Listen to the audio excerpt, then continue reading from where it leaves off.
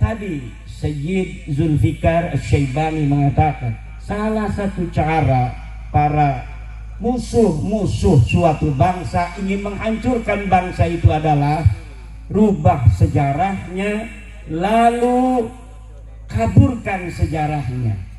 Orang-orang yang berjuang di bangsa itu kemudian dianggap sebagai pecundang pada masa perjuangan, kemudian dianggap sebagai pahlawan. Ini melongok kenapa? Apakah betul ini telah terjadi di negara kita? Betul apa tidak? Kalau begitu, siapkah kita berjuang menjaga marwah leluhur kita? Ya, menjaga setiap jengkal tanah Indonesia ini?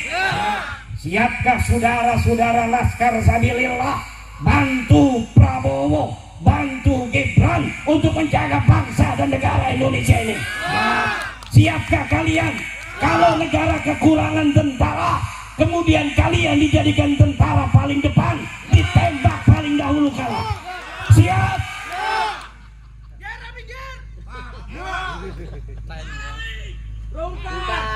Buat apa kalian asah hikip tiap hari kalau ketika bangsa dan negara ini membutuhkan, kalian tidak berani berada di paling depan untuk menjaga kemuliaan dan kehormatan bangsa dan negara kita Indonesia ini?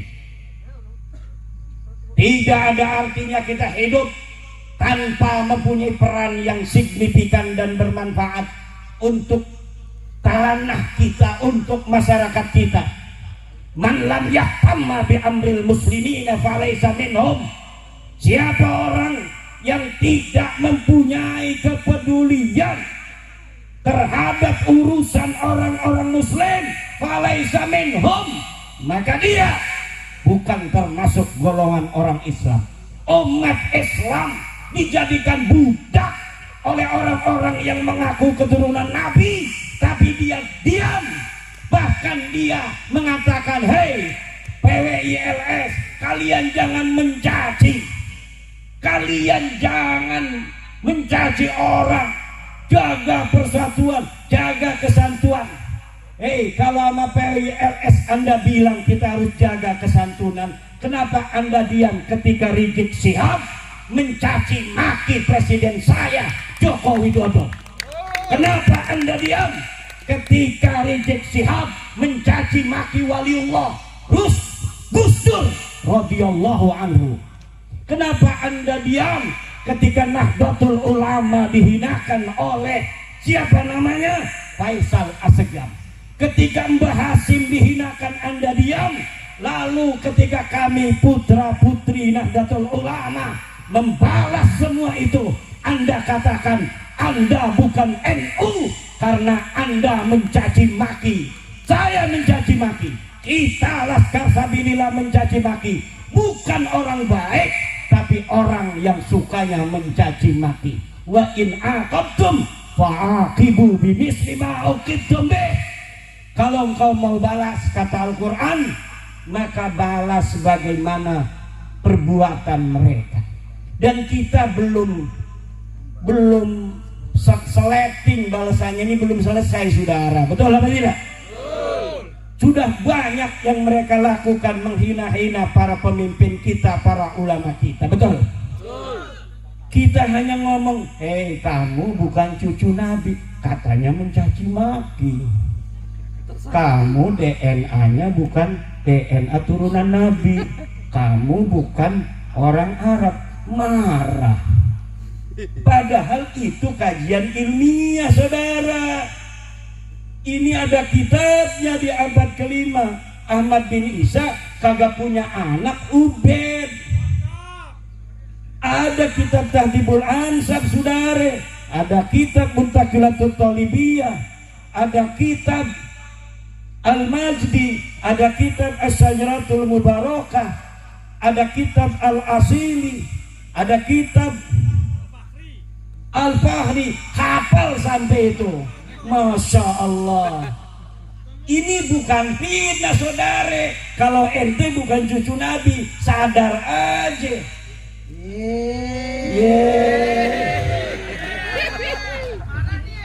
Kita kalau ngomong ini nggak ada datanya, nggak biasa turunan Wali Songo, bangsa Indonesia berbohong saudara, nggak biasa.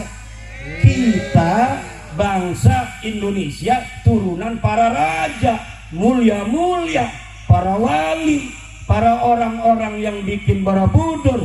Kita orang-orang mulia, tidak biasa berbohong, tiada bisa mencaci sebenarnya. Tapi karena lu mencaci, maka gue caci lu. Kenapa lu mencaci gua diam, gua caci lu marah?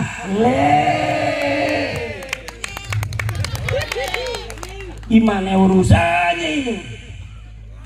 Ngajak-ngajak perang sama cucu panglima perang. Aneh apa kagak?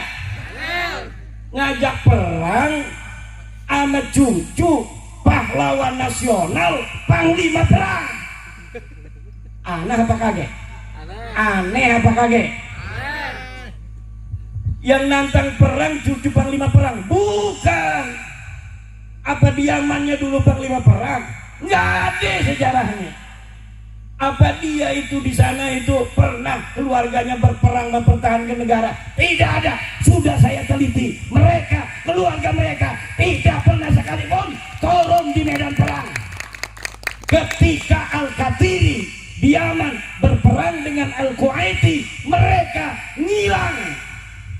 Ketika merdeka Indonesia, setelah sebelumnya kita bangkit sebagai bangsa Indonesia, mempunyai kesadaran bahwa kita sedang dijajah, lahir Budi Utomo, lahir Sarekat Islam, lahir Muhammadiyah, lahir Nahdlatul Ulama, Sumpah Pemuda 1928. Kita sebagai bangsa Indonesia bersatu, satu bangsa, bangsa Indonesia, satu bahasa, bahasa Indonesia, satu negara, negara Indonesia. Elu ada di mana? Elu ada di mana? Kagak ada saudara. 1945 Surabaya berkobar. Di Ampel itu banyak itu Belawi.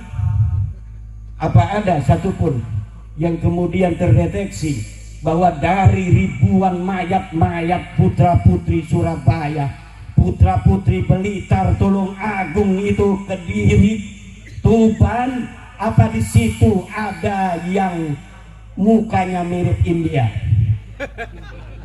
Kagak ada.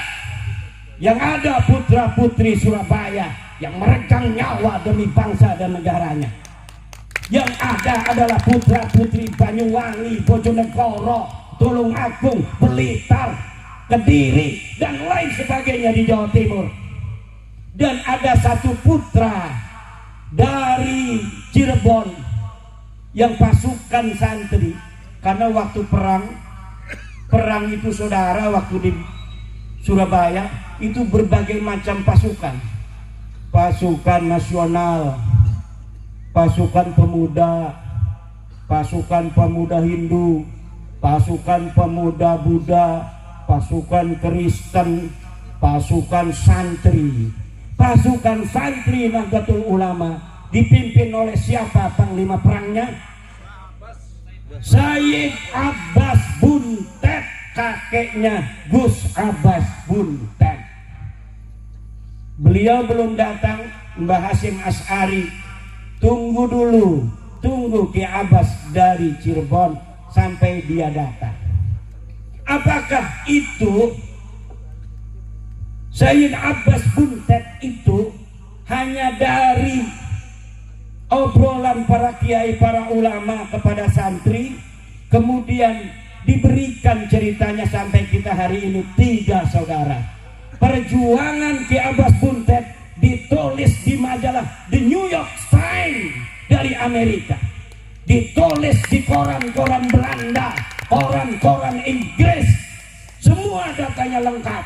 Tidak boleh seorang pahlawan kemudian dia dijadikan pahlawan sebagai pahlawan nasional, pahlawan kemerdekaan tanpa ada data satupun yang bisa dipertanggungjawabkan. Tidak boleh pahlawan nasional diangkat hanya karena anaknya jadi menteri sosial. Tidak bisa. Setuju? Putra putri Blitar tanggung jawab. Saya udah pakai keris begini. Kerisnya ada ininya, ya bukan sembarangan ini keris ada ininya. Ini ada ceritanya saudara. Cerita leluhur-leluhur kita masa lalu. Ketika masih masa kerajaan, menyebarkan Islam masing-masing.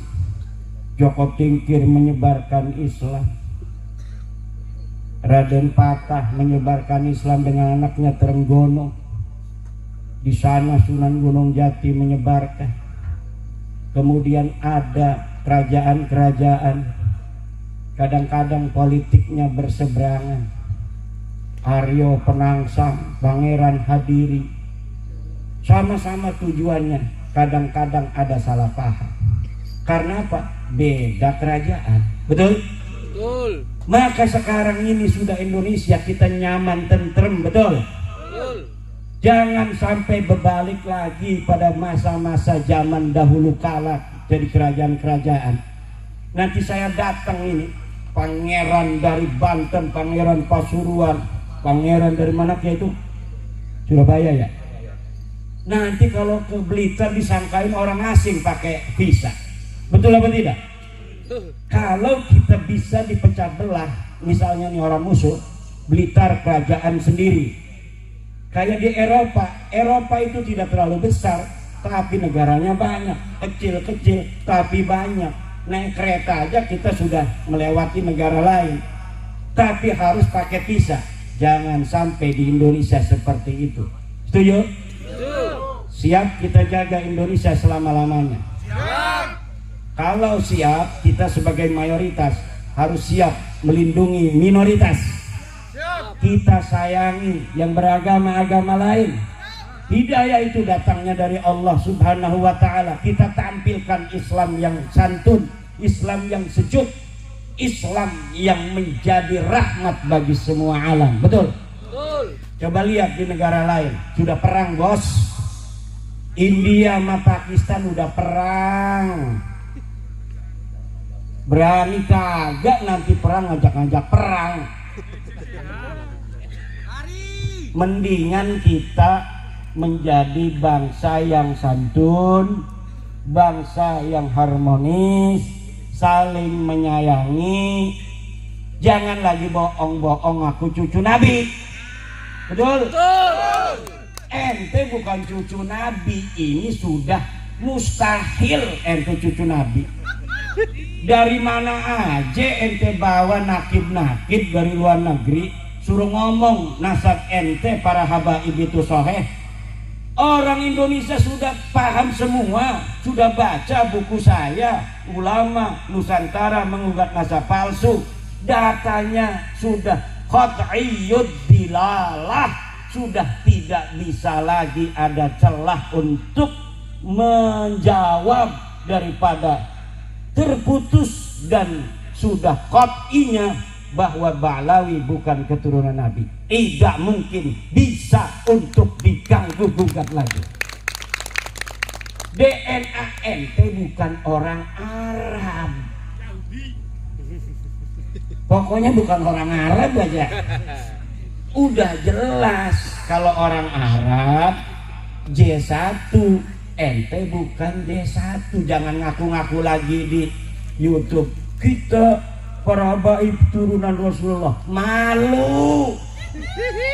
Ini yang nonton sambil nyengir-nyengir sendiri. Kagak punya malu lu. Nah ini yang terjadi. Polisi-polisi, para penegak hukum yang dulu, wah ini ada merkosa 31 anak nih, tapi ada al-habsinya. Ini cucu Nabi, jangan. Mungkin dulu itu mungkin ada sungkan-sungkan. Sekarang jedorin aja ke tembok. Setuju apa enggak? Betul. Bukan cucu Nabi, udah jelas. Siapa yang menjawab? Imaduddin Usman Al-Bantani, putra Nusantara asli. yang akan bertanggung jawab di hadapan Allah Subhanahu wa taala bahwa habaib itu bukan keturunan baginda Nabi besar Muhammad sallallahu alaihi wasallam. Dan di sana nanti akan didampingi oleh Sayyid Zulfikar dan Kiai Ismail. Jangan takut. Ini kesepuhan ini Masya Allah luar biasa. Di mana saja kegiatan PWI, kalau beliau lagi ada waktu, beliau hadir sampai ke Kresek, kampung saya. Masya Allah. Ini namanya Sayyid Syarif Ismail, kesepuhan Nahdlatul Ulama di Surabaya. Ini Nahdlatul Ulama kita jaga, tapi Nahdlatul Ulamanya harus kembali ke ajaran Wali Songo. Betul? Bagaimana kembali ke ajaran Wali Songo?